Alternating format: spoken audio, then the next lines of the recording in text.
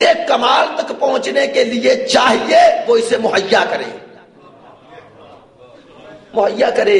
دیکھیں یہ دانا جو زمین پہ بوتے ہو، یہ پودا بنتا ہے، کومپل بنتی ہے، اس سے پھر گندم ملتی ہے، وہ کیا کرتا ہے کسان؟ اس کی حفاظت کرتا ہے آخر تک۔ اگر پانی نہ دے تو وہ کبھی بھی پودا نہیں بنے گا، اگر اسے نہ کاٹے تو خراب ہو کے گر جائے گا، ہے نا ایسا؟ تو اللہ نے کہا میرا اور تمہارا رشتہ رب کا رشتہ ہے، ایک بات۔ دوسری بات، مطلق رب صرف خدا کو کہا جا سکتا ہے اور کسی کو نہیں، مطلق یعنی بغیر قید کے، بغیر قید کے، لہذا نہ کہو علی رب، چونکہ مطلق کہہ رہے ہو، سننے والا کیا سمجھے کس معنی میں کہہ رہے ہو۔ لوگ دلیل پیش کرتے نا رب الابل، کہ وہ کہا میں اونٹوں کا رب ہوں، تو ابل کہا، اسی لیے علماء نے کہا نسبت کے ساتھ کہا جائے گا تو سیاق و سباق سے سمجھا جائے گا یہاں رب کا کون سا معنی ہے، لیکن جب مطلق رب کہو گے تو اس وقت صرف وہ ہے۔ اسی لیے اس نے کہا بسم اللہ الرحمن الرحیم الحمدللہ، الوہیت کے بعد اقرار اس کی ربوبیت کا، یعنی بتایا کہ اللہ بھی وہ ہے اور رب مطلق بھی وہ ہے۔ توجہ فرما رہی ہیں؟ رب مطلق بھی وہ ہے، لہذا بغیر قید و شرط کے کسی کو رب نہیں کہا جا سکتا، نہیں کہا جا سکتا۔ یہ ایک بات۔ وَعْبُدْ وَاسْجُدْ رَبَّكَ، اپنے رب کی عبادت کر تاکہ یقین تک پہنچ جائے۔ بس اللہ کہتا ہے یقین تک پہنچنے کی راہ عبادت ہے۔ توجہ فرمائیں گے، یقین کے 3 مرحلے ہیں، بس ایک مرحلہ آج عرض کر کے آپ گفتگو سمیٹتا ہوں۔ یقین کے 3 مرحلے ہیں، علم الیقین، عین الیقین، حق الیقین۔ توجہ فرما رہے ہیں؟ علم الیقین میں کیا ہے؟ عبادت کے مرحلے ہیں نا۔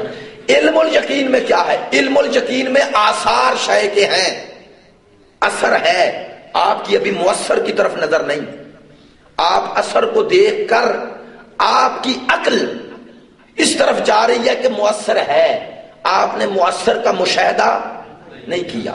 آسان مثال علماء دیتے ہیں بڑی، کہ آپ نے دیوار کے پیچھے سے دھواں اٹھتے ہوئے دیکھا تو آپ کا ذہن کس طرف گیا؟ آگ کا آپ نے علم پیدا کیا، علم پیدا کیا ہے، آگ کو دیکھا نہیں، کس کو دیکھا؟ دھوئیں کو۔ دھواں ہے اثر، آگ ہے مؤثر، مؤثر کی طرف اثر سے ذہن گیا۔ یہ سفر طے ہوتا ہے عقل سے، شعور سے۔ توجہ فرمائیے گا، بس عبادت کا پہلا مرحلہ علم الیقین، یہ عقل سے طے ہوگا۔ اسی لیے اللہ نے کہا تم عقل نہیں رکھتے ہو، شعور نہیں رکھتے ہو، یہ تمام کائنات کو دیکھ کر پھر انکار کرتے ہو کہ اس کے بنانے والا کوئی نہیں۔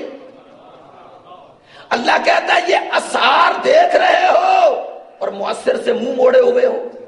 توجہ فرمائیے گا، یہ آثار کو قرآن نے آیات کہا، کہا نا آیات، آیات جمع ہے آیت کی، آیت کا معنی آپ سب نے نشانی کہا، حالانکہ اہل زبان بھی ہیں، نشانی اردو کا لفظ نہیں، فارسی کا لفظ ہے، یہ اردو کا لفظ نہیں ہے، لیکن چونکہ اردو کا معنی ہی لشکر ہے، اس میں مختلف زبانوں کے الفاظ آئے ہیں۔ نشانی کا معنی کیا ہے؟ نشانی کا معنی کیا ہے؟ یہ اگر آپ فارسی جانتے ہو تو آسانی سے سمجھ جائیں گے، لیکن میں بتا دیتا ہوں۔ نشانی، یہ جو خط لکھتے ہیں نا عرب، فارس جو لکھتے ہیں ایرانی، وہ لکھتے ہیں نشانی گرندے، نشانی فرستندے، بیچنے والے کا پتہ، لینے والے کا پتہ، بس نشانی کا معنی پتہ۔ جو کسی شے کا پتہ دے، ایڈریس دے، اسے کہتے ہیں نشانی۔ نہیں توجہ فرمائی؟ نہیں، اب میں آپ کی خاموشی توڑنے کے لیے یہ جملہ کہہ دیتا ہوں، چونکہ اس نام میں ہی یہ طاقت ہے۔ یہ پوری کائنات ہے آیات الہی، ہے نا؟ یہ حقیقت نہ کھلتی کہ ان آیات میں اس کا کیا مقام ہے جو 12 سے ممبر سلونی ہے۔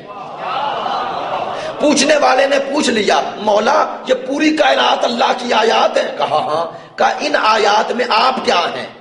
کہا سننا چاہتے ہو؟ کہ فرمایا ما کان للہ آیت اکبر منی۔ کہا اس پوری کائنات میں کوئی اللہ کی ایسی آیت نہیں ہے جو مجھ سے اکبر ہو،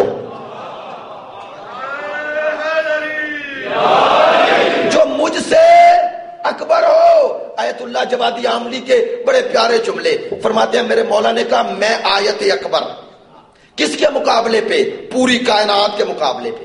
ہائے ہائے، پوری کائنات آیت اصغر، میں علی آیت اکبر. نہیں، یہ اکبر اصغر کچھ جسامت میں ہے؟ نہیں. اللہ اکبر کہتے ہو تو کیا اللہ جسم میں بڑا ہے؟ نہیں، عظمت میں. نہیں یار، توجہ نہیں فرما رہے. علی فرماتے ہیں پوری کائنات آیات اصغر، میں علی آیت اکبر. نہیں، یوں نہیں سمجھو گے. دیکھو عزیزو، ایک عدد اصغر ہے، دو عدد اکبر ہے. اچھا، 100 ایک سے لے کر 99 تک اکبر ہے. ایک سے لے کر 99 تک کی نسبت 100 اکبر ہے، اور 1 سے 99 تک 100 کی نسبت عدد اصغر ہے. کیوں؟ چونکہ جو کچھ 1 سے 100 تک کے پاس ہے وہ 100 کے پاس ہے، لیکن جو کچھ 100 کے پاس ہے وہ 1 سے 99 تک کے پاس نہیں ہے، ورنہ یہ 100 نہ بنتا. یہ 100 بنا ہی تب جب اس میں 99 آ گئے، اور وہ 99 اس لیے رہ گیا کہ یہ 100 اس سے بڑھ گیا. علی فرماتے ہیں پوری کائنات ہے آیت اصغر، میں ہوں آیت اکبر.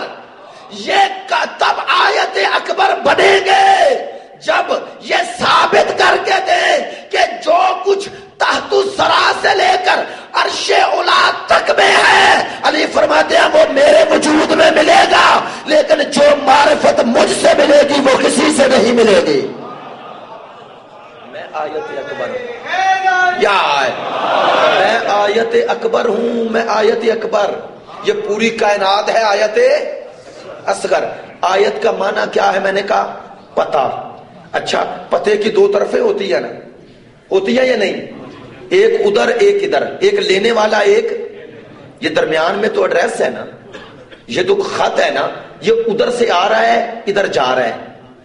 اگر ادھر والا نہ لے اسے پتہ نہیں چلے گا خط میں کیا ہے، اگر ادھر والا نہ بھیجے پتہ نہیں چلے گا کہ کیا کہنا چاہتا ہے. علی فرماتے ہیں میں ہوں آیت، اور آیت بھی اکبر. یعنی اگر ترجمہ کر دوں، علی فرماتے ہیں اگر تمہیں اللہ کا پتہ چاہیے، کائنات کی ہر شے پتہ دیتی ہے، لیکن اگر کامل پتہ چاہیے تو میرے پاس آؤ. اگر ویسا پتہ چاہیے جیسا اس کے شایان شان ہے تو وہ صرف میں دوں گا. اب توجہ فرمانا، اب دو طرفیں ہیں نا، ادھر مخلوق ادھر خالق. سمجھانے کے لیے کہہ رہا ہوں، ادھر خالق ادھر مخلوق. اب واسطہ ہے نا، علی فرماتے ہیں میں پتہ دے رہا ہوں. کس کا؟ اس کا. کنہیں دے رہا ہوں؟ تمہیں. تو واسطہ تو ہو گئے. اب اگر واسطہ کوئی نہ مانے تو کیسے پہنچے گا وہاں؟ میں اکثر یہ جملہ کہتا ہوں اور بلا جھجک کہتا ہوں، دنیا میں دو طرح کے لوگ گمراہ ہیں. ایک وہ جو اسے منزل سمجھ بیٹھے ہیں وہ بھی گمراہ، اور جو اس کے بغیر پہنچنے کا نعرہ لگا رہے ہیں وہ بھی گمراہ. ان کو منزل سمجھنا نصیریت ہے، اور ان کے بغیر پہنچنے کا نعرہ لگانا وہابیت ہے، اور ان کو واسطہ سمجھ کر صاحب واسطہ تک پہنچنا یہی شیعت ہے.